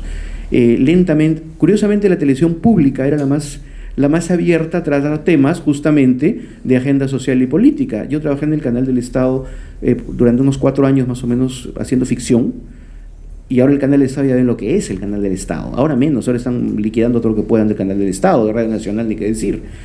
Hay en lo que son medios masivos de comunicación, hay una absoluta y total, ni siquiera tienen que decir censura, es una autocensura porque sabes que no va a pasar. O sea, no se va a poder hacer, simplemente no se va a poder hablar. En el teatro no hay censura, ¿saben? No hay censura. Lo que hay es como que no hay mucho interés. ¿Y saben por qué no hay censura? Porque a nadie le importa lo que hacen en teatro porque son 20 gatos. Entonces, en realidad, de verdad les digo, podrían hacer obras mucho más fuertes, pero no les interesa hacerlas. No sé si porque tienen miedo que no vaya la gente, no sé por qué tienen miedo de algo, pero fuera de unos cuantos imbéciles de Twitter que dirían seguramente esto es subversivos, rojos, malditos, fuera de eso, nadie nos hace caso. En teatro en realidad podemos hacer lo que queramos, si no lo hacemos porque no queremos o porque no nos provoca en ese momento. Pero no es que haya alguien que esté mirando, ni preocupándose, ni censurando. La gente que está en instituciones que tienen teatros abiertos son gente muy, muy accesible, ¿no? Pienso en la Alianza Francesa, pienso en el británico, pienso en la Católica, o sea, en el Teatro de la Católica. O sea, es gente que sí le interesa el discurso político. Ahorita hay una obra muy buena que se llama Esperanza en el Centro Cultural de la Católica, ¿no? Que es muy política, habla mucho de eso. La Alianza Francesa también lo hay. No sé, no es que haya una censura. Lo que hay es tal vez, insisto, como nos ignoran olímpicamente en el teatro, porque es la verdad, nos ignoran olímpicamente para todo, en términos de público, de difusión, de lo que fuere, no se han fijado en lo que hacemos. Una vez salió un tipo ahí, me acuerdo que cuando dieron La Cautiva y salió un señor cuyo único trabajo es ir a apuntar cositas y trabaja en el ministerio de algo, y dijo que era una obra subversiva y no le hizo ningún caso en absoluto, chilló 3 días. Obviamente la televisión va a aprovechar para sacar reportajes, maldad y todo, pero no pasó nada en absoluto, más bien jaló gente. Más bien yo quiero que me hagan un reportaje diciendo que soy subversivo y maldito para que en mi teatro haya gente. O sea, pero porque nos ignora. Pero la televisión, olvídenlo, eso está muerto. Qué radical. Bueno, sí, siguiendo un poco acá lo que están diciendo mis compañeros, ¿no? Bueno, en el cine el problema también es el siguiente, ¿no? Que las películas demoran años en hacerse, ¿no? Tú empieces la película en una crisis política y cuando acabó la película ya estamos en otra crisis política, ¿no? Entonces, claro, demora 6, 7 años, ya pasamos por otro presidente, ¿no? O 7 presidentes, no sé, ¿no? Porque acá pasan cosas así, ¿no? En el cine acá, en estos momentos, sí hay una censura, ¿no? O sea, eso sí, así como el teatro no se fijan de repente porque no creen que no hay mucha gente, el cine sí hay, ¿no? O sea, a mí me han dedicado ya 3 programas en Willax, Aldo Mariátegui, y me ha dedicado 3 columnas en Perú 21 también, a mí y a otras personas que han hecho películas, ¿no? Que él considera marxistas, leninistas, caviares, ¿no? Bueno, en fin, terrible, ¿no?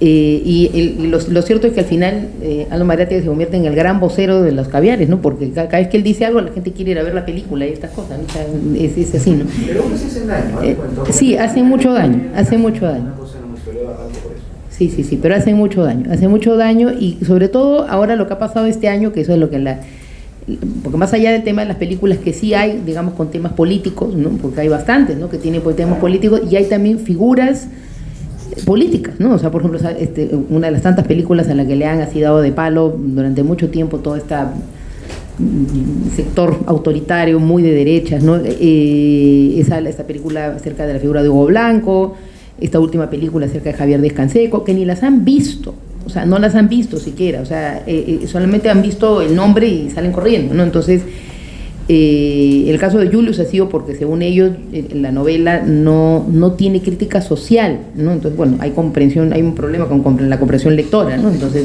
no han entendido la novela, ¿no? Entonces, por eso ellos dicen que mi discurso es marxista, ¿no? Bueno, en fin.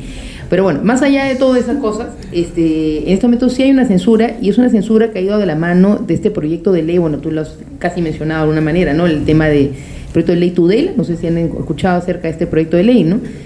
Claro que ya se ha hecho como famoso el asunto, ¿no? Y claro, esto viene de es que afecta a todas las industrias culturales, porque la gente solamente está hablando del cine, pero esos fondos que se perderían, si es que se apruebe ese proyecto de ley funesto, va a afectar al fomento al libro, va a afectar a artes escénicas, va a afectar a música, va a afectar a todas, porque de ese mismo fondo es que sale el fondo para todas las artes, o lo puede contar Félix, él ha trabajado allá, ¿no? Entonces, en realidad se iría todo, ¿no? Y estamos hablando de rebajarlo a casi el 50%, y esto, porque están hablando de poner a competir a una película chiquita de acá con una película americana, ¿no? Una película de millones, que además no les interesan nuestros estímulos. Ellos vendrían acá por el incentivo fiscal, que eso para eso supuestamente es la Comisión Fílmica. Si no han entendido mucho estos casos, la ley lo que hace es una ley para la Comisión Fílmica. La Comisión Fílmica es esta institución que nos permite recibir a gente de fuera a hacer películas acá en el Perú, ¿no? Digamos, todo que empezó con los Transformers, ¿no? Que los Transformers tuvieron muchos problemas para activar todo el papeleo, porque son papeleos, ¿no?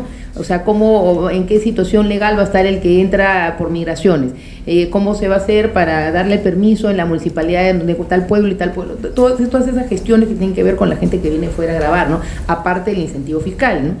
Pero claro, esta señora ha confundido, ¿no? Y ha puesto ese proyecto de ley, que es válido, tener un proyecto de ley para la Comisión Fílmica, pero derogando la ley actual, en la cual barrería con todos los estímulos, ¿no? Entonces es peligrosísimo. Además ha quitado todos los artículos, ¿no? En los cuales se mencionaba paridad, ¿no? El tema de pueblos originarios, el tema de cine indígena, desaparecen porque no le interesa, pues tampoco en lo más bien. La idea es barrer con todo eso, ¿no?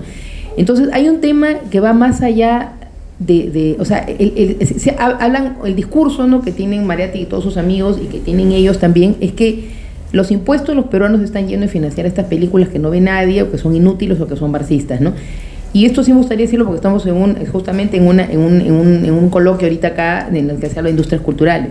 De cada sol que entrega el Estado peruano para industrias culturales, se le devuelve al Estado 1.8 soles. Eso es lo que no hablan, además. ¿Por qué? Porque, por ejemplo, en una película, yo puedo hablar del cine, ¿no? O sea, claro, nos entregan una subvención. ¿Y cuántas personas hay en un rodaje? Hay como 50 personas. Todas ganan un sueldo y pagan sus impuestos. Se generan servicios, se genera catering, se genera un montón de gente que está ganando dinero y que paga impuestos. Por eso viene ese cálculo de un sol se convierte en 1.8 soles. Yo tengo un estudio que hizo en la Universidad del Pacífico en el año 2017, justamente para que se apruebe la ley de cine actual, esa que quieren derogar, ¿no? Y bueno, luego se ha mejorado también ese estudio, que hay uno del año pasado, ¿no? Entonces, esto no es un tema económico, porque claramente cualquier economista diría, pero les conviene dar dinero a las películas porque al final se devuelve el dinero, ¿no? Es un tema ideológico. Lo que está atrás es un tema ideológico. O sea, claramente quieren barrer con todo lo que sea de cultura y educación. Bueno, acá nunca ha habido pues tampoco un gran apoyo, digamos, ni uno de los dos ámbitos, ¿no? Pero claramente hay un tema ideológico acá atrás, ¿no? O sea, quieren desaparecer cualquier digamos, manifestación cultural en la cual se incentiva el pensamiento crítico. Esa es la pura verdad, ¿no? Y eso es lo que yo estoy viendo. Con el tema del cine estoy muy metida. Hemos hecho un colectivo en defensa del cine peruano, ¿no? Estamos tratando de hablar con congresistas, estamos tratando de hablar con lo que se puede hablar, ¿no? Básicamente, ¿no? Hemos hecho un pronunciamiento, ¿no? Pero al final van a hacer lo que les dé la gana. Yo a veces me entiendo porque siento que perdemos horas con reuniones y con todo, ¿no? Pero es muy autoritario, ¿no? El gobierno es muy autoritario, ¿no? En la modificación de la ley de patrimonio han reculado. Sí. Rápidamente. Sí. Y es también, o sea, tiene que ver con el crecimiento de la industria inmobiliaria, la industria de la construcción. O sea, también hay ahí la razón económica, ¿no? Sí, que tiene gran peso, pero ha sido interesante ver casi no sé, de un día para otro han retrocedido. Claro, uno puede pensar también retroceden para otra avanzada, ¿no? Claro, pero este proyecto de ley va de la mano, o sea, de un sector muy fuerte, ¿no? Y claro, y eso que ha habido rechazo de todas las opiniones. El Ministerio de Cultura mismo ha opinado en contra del proyecto de ley, pero todo se decide en la Comisión de Economía del Congreso, y ya sabemos cómo nuestro Congreso también, ¿no? Entonces es muy complicado. Es muy complicado, ¿no? Pero bueno, estamos en eso, estamos ahí detrás de la Comisión de Cultura, detrás de la Comisión de Economía, bueno, hasta que, no sé, de repente al final pues ya se van todos estos y no sé en qué terminará todo, ¿no? Se queda todo congelado, pero es grave, la situación en la que estamos ahorita es grave a todo nivel, ¿no? La televisión está muerta ya, eso tiene posibilidades de sobrevivir. Es Es un buen momento justamente para abrir, si pues tienen preguntas, algún comentario, algo que levanten la mano quizás y le pasamos el micrófono, ¿no? Me interesa lo que acabas de decir, Roxana, sobre el hecho de que finalmente es un asunto ideológico y lo intentan disfrazar de otras maneras que parezcan más racionales, como podría ser un argumento económico, ¿no? Entonces, si es que esa ideología se apoya en un discurso de ¿por qué voy a pagar mis impuestos? Aparte de ese concepto, ¿no?, de mis impuestos, para financiar una cultura que a mí no me gusta, ¿no? Si ese es el discurso que ahora en espacios como Willax está ganando, ¿qué discurso estamos ofreciendo nosotros como para darles la contra? O sea, ¿cuál es el argumento? Porque entiendo que por un lado es importante refutar el argumento económico y, como acabas de decir, ¿no?, decir, bueno, por cada sol 1.85, ¿era? Pero claro, tampoco queremos reducir el rol de la cultura a generar plata, ¿no es cierto? Entonces está lo que decía Milagros sobre la importancia de la educación cívica, etcétera, ¿no? Eso, me quedo con esa pregunta de cómo hacer que ese razonamiento que nos convoca a muchos de los que estamos acá, ¿no?, de que la cultura es importante para el bienestar social, ¿cómo se convierte eso en un discurso que sea, digamos, público y circulable y que convoque y que haga la batalla ahí en el foro público, si es que todavía lo tenemos, si es que todo nos ha vuelto ya cinismo? No sé. Bueno, es que no, yo mencioné ese tema económico justamente como para ellos, ¿no? Porque claro, ellos se agarran del tema de dinero, entonces bueno, se les devuelve porque a ellos no les interesa en lo mínimo que la gente piense, ¿no? Entonces, al contrario, efectivamente, ¿no? Entonces, a ver, está clarísimo, ¿no?, que por ejemplo el caso del cine, ¿no?, si desaparece, digamos, todo el cine que, digamos, no es el cine absolutamente comercial, ¿no?, para empezar, o sea, no nos vamos a ver, ¿no? O sea, el cine es una gran vía de creación de identidad de los pueblos, ¿no? En este momento, por ejemplo, estamos en un gran momento del cine regional, ¿no? O sea, estamos viendo rostros de todo el Perú en el cine, ¿no? Todas nuestras culturas, todas nuestras lenguas, ¿no? O sea, parar eso en este momento que estamos como, digamos, recién construyendo, digamos, un cine que por fin se siente como del Perú, ¿no? O sea, y que la gente puede llegar a identificarse en este pueblo, en el otro pueblo, ¿no? No todo sucede en Lima. Ha costado mucho trabajo llegar a eso, porque son años, digamos, de ayudas hasta que por fin sale otra película,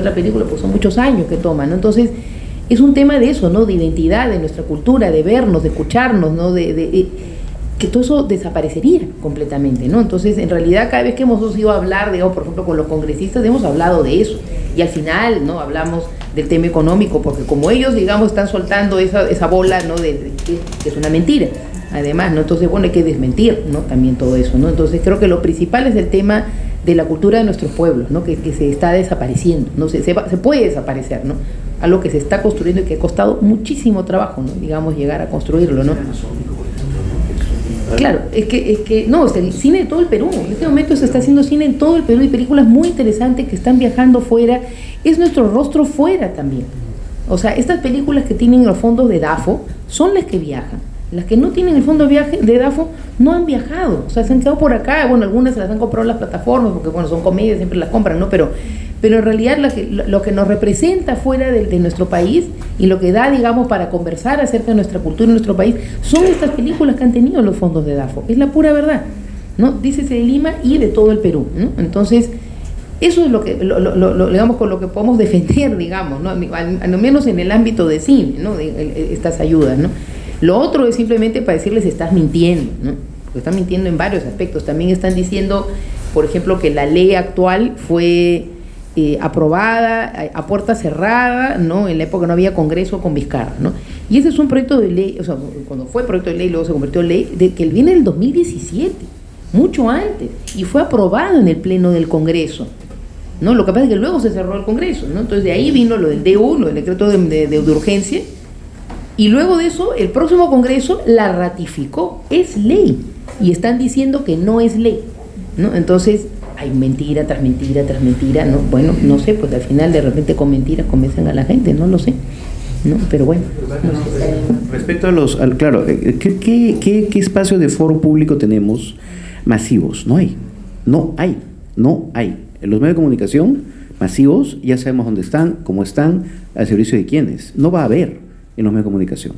No va a haber en los medios de comunicación. O sea, lo único es la prensa alternativa, el internet, las redes, los espacios académicos, pero sólido, pero sí, o sea, pero ¿qué voceros, qué personas que tengan presencia en esos medios les interesa también hablar de esto? A nadie le interesa. En la televisión comercial les digo, a nadie. En los programas periodísticos, ¿a quiénes? A uno por ahí que un día... Por eso digo, es muy terrible porque es un discurso ahorita absolutamente de negación histórica, de posverdad y todo lo demás, que es el que tiene el espacio mayor, el mayor espacio público. Ese es lo grave. Y yo no sé cómo, es una pregunta también para todos. Bueno, muchas gracias por compartir sus aproximaciones hoy día. Yo quería como compartir una idea y consultarles qué piensan al respecto, porque por un lado siento que frente a las acciones que estamos viendo del gobierno, sea con la ley Tudela como con otras iniciativas que de alguna manera están restringiendo el espacio de la cultura, siento por momentos que la cultura se encuentra un poco en este sector, en esta contradicción de que por un lado es como algo que no le importa como lo suficientemente al gobierno como para que haya un mayor como sea, ni siquiera solamente a nivel de estímulos económicos, sino también como de promoción de la cultura desde otras formas que no tienen por qué ser económicas nada más. Entonces no tiene el valor suficiente como para que se le dé una importancia desde acciones de políticas culturales. Pero al mismo tiempo, por momentos siento que esta forma de intentar controlarla, como de eliminar como ciertas voces del cine, o ciertas voces también desde la literatura, etcétera, más bien parece que reconoce el valor que tiene la cultura y como este poder como de un trabajo desde lo simbólico. Entonces quería como soltarlo ahí como de ¿cómo ven ustedes si es una contradicción, si de repente no, si de repente verdad reconocen su valor por completo y por eso están intentando silenciarlo, o si son como dos caras de un mismo problema? Bueno, eso más que nada. Empezaría diciendo que efectivamente creo que hay un discurso público más allá de que estén tomados los canales más masivos, digamos, ¿no? Para la difusión de las ideas. Más allá de eso, que es cierto, creo que sí hay un discurso por formularse, ¿no? Respecto del valor de la cultura, respecto de los derechos culturales. No existen los derechos culturales, digamos, rigen la formulación de políticas culturales, motivan la formulación de políticas culturales en muchísimos países de Occidente, muchísimos países vecinos, no solamente en Europa, ¿no?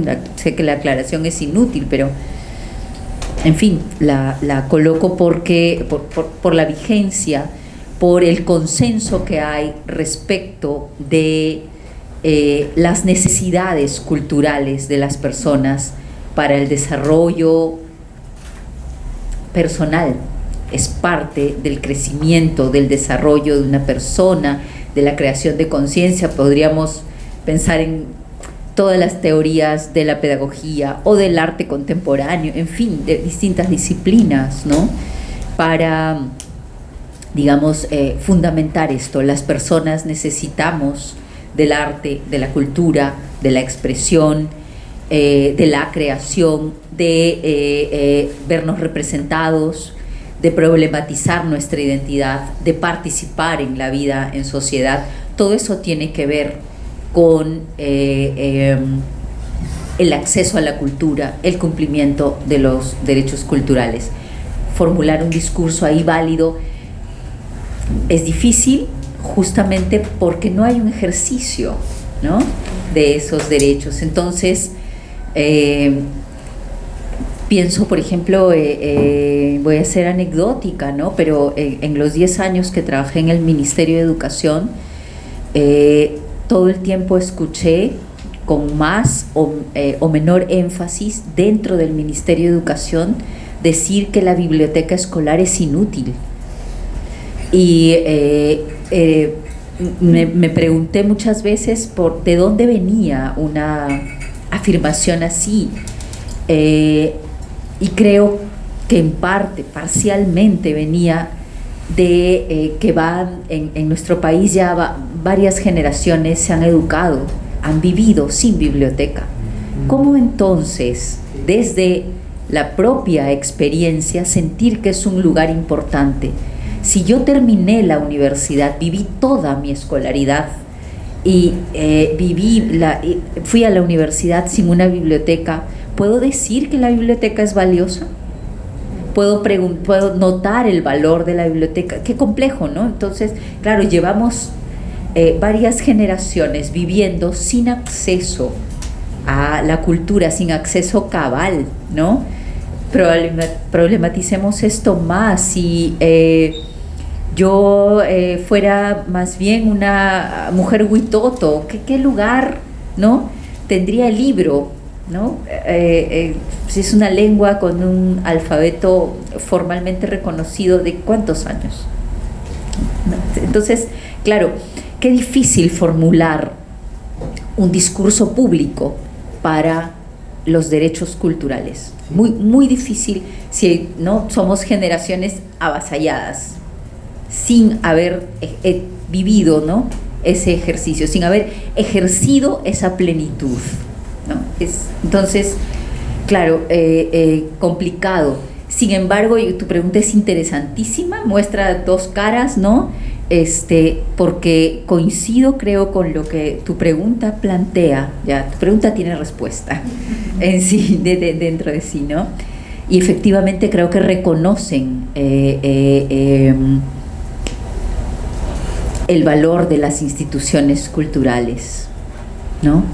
Hay un afán por neutralizar iniciativas, modelos de gestión que abran justamente propuestas más democráticas y por tanto experiencias democráticas, ¿no? Hay la necesidad de cerrar modelos y voces más autónomas, ¿no? No he visto todavía instituciones culturales convertidas en espacio de propaganda, pero yo no creo que va por ahí un poco la cosa, ¿no? Digamos, en espacios demagógicos, ¿no?, convertidos en, ¿no?, para dar una cabida eventualmente no tan inteligentemente formulada, pero sí demagógica, ¿no? Hay una pauta que he escuchado que se ha situado dentro de Biblioteca Nacional respecto de la contratación de profesionales de las regiones, no de Lima, como si Lima no fuera una región, no, que es debe ser interesantísimo poder trabajar en un espacio en el que convergen gentes de todo el país. Claro que sí, no, pero es una medida demagógica. No es por ahí que se formula una institución plural, ¿no? O sea, más bien tendría que ver con implementar un sistema bibliotecario en regiones más deficitarias por una serie de razones y, ¿no?, criterios. Eso sería realmente pensar en, digamos, una formulación de políticas culturales a nivel territorio, ¿no? Sería de otra forma, pero sí creo que lo que ha sugerido, hay un afán por acallar, ¿no?, espacios más democráticos. Sí, claro, en el caso del cine, por ejemplo, la gente sí ve películas, muchos. De repente, por ejemplo, una persona puede vivir sin haber ido nunca a una biblioteca, pero ha visto alguna película. Entonces, claro, sí saben que el cine tiene un poder y tiene una influencia. Entonces, por eso es que el cine es como el más ahí perseguido, sobre el que hay censura, ¿no? Yo nunca me voy a olvidar, porque yo vi el inicio de la cólera de Waldo Mariátegui con mi película, ¿no? La película se presentó en Londres, a sala llena, ¿no?, el día del estreno allá, y él estaba ahí, Estaba ahí con su pareja y un montón de gente que eran de Lima, pero que viven en su nube, ¿no? A pesar de que viven por otra parte, ¿no? Y claro, la que es mi productora asociada, ella vive en Inglaterra, ¿no? Y me dijo, mira quién está ahí, ¿no? Y estaba furioso, o sea, él estaba sentado, o sea, no había ni empezado la película y él estaba todo gestado porque, claro, no sé qué era lo que le da cólera, que si la sala estuviera llena, porque ¿qué hacía ahí, no? Si tanto le molestaba, pero estaba furioso. Terminó la película y ni siquiera esperaron los créditos y toda esa fila se fue del cine, ¿no? Como diciendo, no queremos hacer nada con esto. A la semana, mi productora asociada se lo encontró en una especie de cóctel, algo así, en la embajada de Perú en Londres. Y él se le acercó a decirle, voy a escribir acerca de esa película, porque tú y esa chica, porque yo soy esa chica, ¿no? La chica Rosana Díaz, han hecho una película marxista.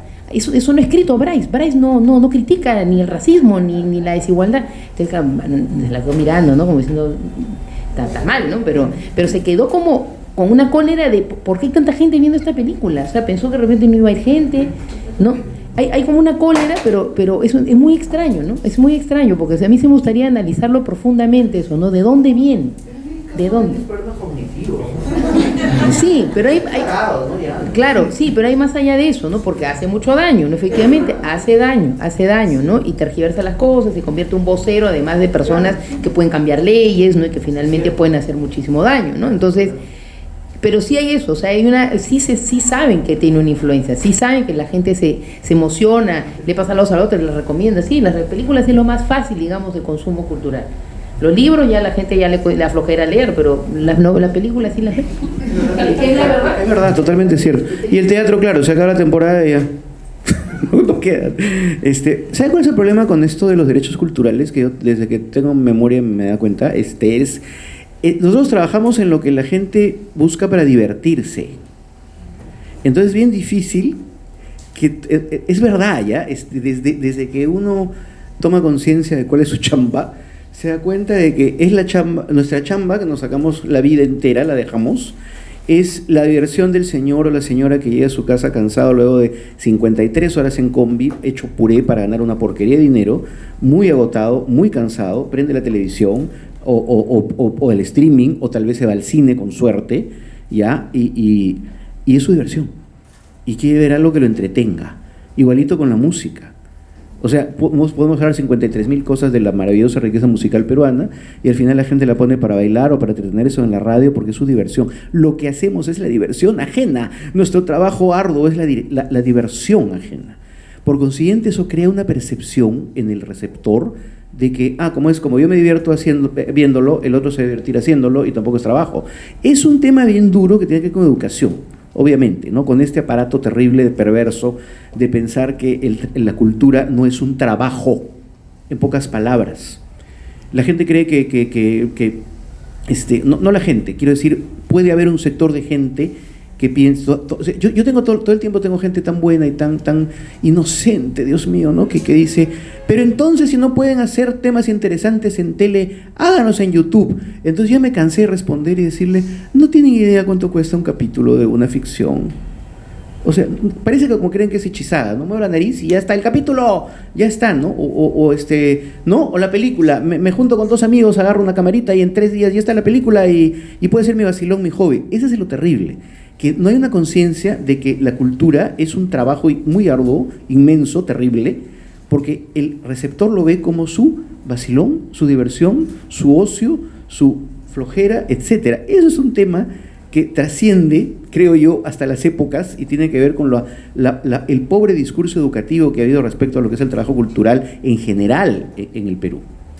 Respecto a qué se puede hacer como foro, como de alguna manera buscar ágoras públicas para discutir esto, yo sugiero que nos fijemos en lo que están haciendo ahorita los grandes amigos y colegas argentinos, que deben estar en este momento, y los argentinos son bacanes porque son bravos, ¿eh? No mueren así fácil, ¿eh? No, esos mueren peleando. ¿Qué está haciendo ahorita la comunidad artística argentina? Sería interesante saber, porque creo que vamos a necesitar muchísimo de eso, de saber cuáles van a ser sus estrategias, cuáles van a ser sus maneras de pelear, cuáles van a ser sus maneras de discutir esto, porque están al borde del precipicio con el psicópata, pero de eso no sé.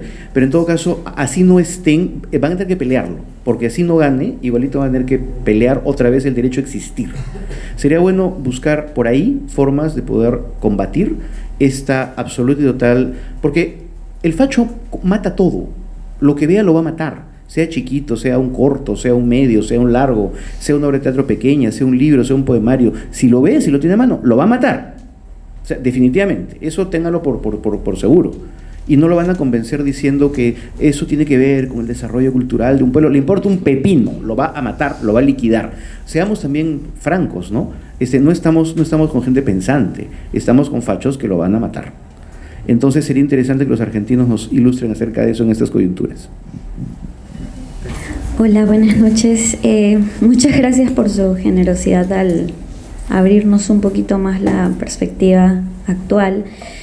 Me quedaba preguntando si todavía queda esperanza para, sobre todo en todo caso, un arte más independiente, porque ya has dejado muy en claro que las masas, y bueno, no resulta sorprendente, ¿no? Desafortunadamente el entretenimiento se ha vendido a esos intereses económicos, pero esto último que mencionabas, Eduardo, me hacía pensar, ¿y no se puede acaso trabajar en un entretenimiento más, no tan vacío? Porque finalmente, porque pienso, ok, no hacen entretenimiento masivo con temas más interesantes, porque la gente llega cansada, etcétera, pero tienes los medios de comunicación llenos de noticias que para nada son relajantes, ¿no? Al contrario, creo que enferman a toda la población, la prensa amarillista. Entonces, creo que, bueno, en todo caso, en efecto, responde sobre todo a lo que los corporativos quieren vender o no, ¿no? Y, bueno, no sé cuál es la perspectiva que ustedes podrían tener con respecto a si es posible abordar aún desde ese teatro, teatro, arte en general, ¿no? Independiente, al gran monstruo, ¿no? A problemas socioculturales. Me da la sensación de que masivamente el cambio está difícil, si no imposible, pero sí tal vez como sucedió en la pandemia, ¿no? Que casas abandonadas se abrieron y se comenzó a hacer teatro más independiente, etcétera. Y qué bacán lo que mencionaste, ¿no? Que sí es triste que no se toquen temas, pero que creo que la gente sí lo quiere escuchar. De hecho, creo que cuando mencionaste eso, me dio la sensación de que muchos como que pararon la oreja, porque fue como, claro, sí necesitamos esa catarsis más seria, ¿no? Y creo que ya estamos cansados de ese banalismo. Pero bueno, eso. Gracias. Pero esperanza siempre hay. Esperanza siempre hay, ¿no? O sea, yo pienso que también, o sea, a ver, las nuevas generaciones también tienen formas nuevas, como la tecnología bajó de precio tanto que hace que cualquiera prácticamente ya pueda hacer un objeto, ¿no es cierto?, audiovisual, puede haber en ese sentido grupos nuevos, de formas de difusión nuevas. Yo te hablo desde lo masivo, que como te digo está muerto ahorita, que tampoco creo, de repente no es para siempre. Las cosas cambian en el Perú de una manera impresionante, ¿eh? El año 97, 98, 99 había una censura igualita que ahora, de pronto cambió, y el año 2002 hacíamos Qué Buena Raza, hacíamos Baile Edén, hacíamos un montón de cosas que eran guau, así ¿no? La libertad loca, porque o morirán pues ya de una vez por fin los que tienen la televisión ahora, ¿no? Y vendrán otros que tengan otro criterio y que se den cuenta que lo comercial también es vender ese discurso que tú dices, porque hay gente que le interesa verlo. El tema es ahorita que ya no es plata, es una cuestión ideológica, como bien dice Rosana, porque si fuera plata sería más fácil. Yo personalmente me eduqué en la televisión con que había que vender y hacer plata. Mientras hacías plata, podías decirle vela verde a cualquier cosa. Entonces yo estaba feliz, ampay me salvo, porque como yo era negocio para la televisión, el discurso que podían era absolutamente lo que me diera la gana. De pronto un día dijeron que aunque vendieras, ya tenía que ver el discurso ideológico, y esas fronteras mentales ya son absolutamente imposibles de cuantificar. Es fácil cuantificar el rating y el dinero, es imposible cuantificar las barreras ideológicas. Ese es otro tema, imposible de salvar. Pero vamos a ver, no pierdas la esperanza. Yo soy viejo y no la pierdo. Sí, yo creo que, bueno, por ejemplo, en el caso del teatro, ¿no? El teatro se puede hacer, digamos, con pocos medios y lo puede seguir haciendo. La literatura, o sea, puede seguir escribiendo, ¿no? Ahora, películas muy pequeñitas, muy chiquitas se pueden seguir haciendo, así no hay ayuda, por ejemplo, ¿no? Pero películas grandes no se pueden hacer, no se pueden hacer. O sea, hay un tema de dinero que es absolutamente necesario para levantar un proyecto de cine que no se puede hacer sin un fondo importante, ¿no? Y acá, digamos, tal como está el país, además, ¿no? Nadie apuesta por un cine que sea, digamos, de crítica social o de realidad social, ¿no? Digamos, de fondos de auspicios, ¿sí? Imposible. No hay una sola empresa que te pueda dar dinero para eso, solamente da para comedias, solamente. Entonces, en realidad estaría como vetado eso, ¿no? Debería que ser cosas muy pequeñas, documentales, tal vez con cámaras pequeñitas, ¿no? Pero sería una pena, ¿no? En realidad, ¿no? Que hubiera que llegar a ese nivel, ¿no? Digamos, ¿no? Sí, pero otras artes sí son posibles, en realidad, ¿no?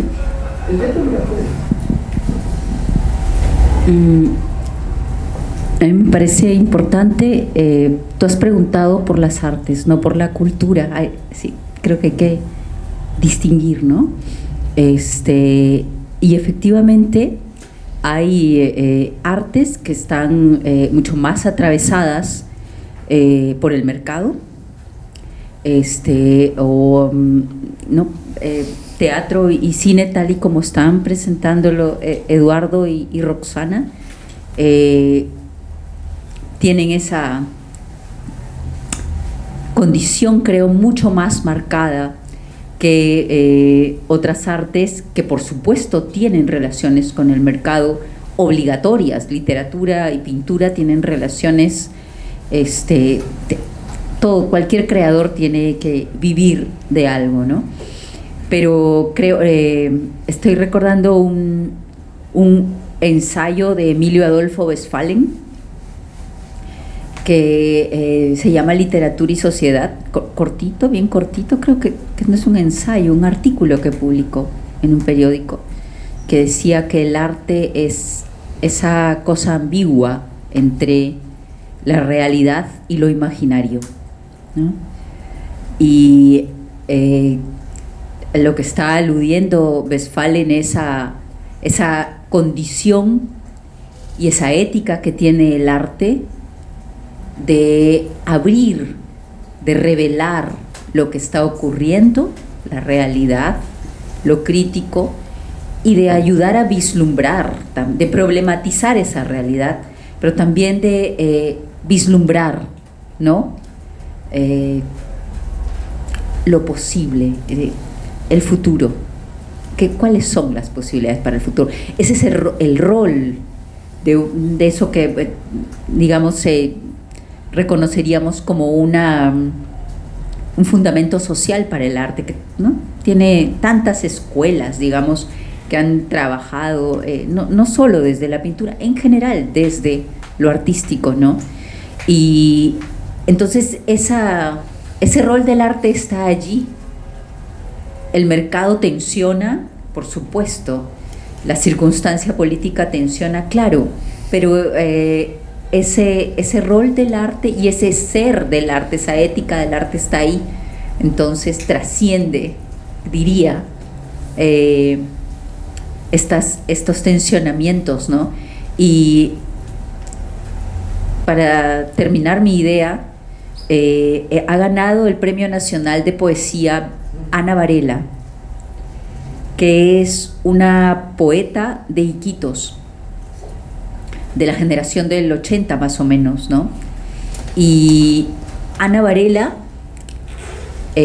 ha ganado con un libro, no recuerdo el nombre del poemario, disculpen, casi nunca recuerdo el nombre de los libros, pero no importa el nombre, pero Ana viene trabajando en un discurso sobre la naturaleza muy interesante, la naturaleza como archivo,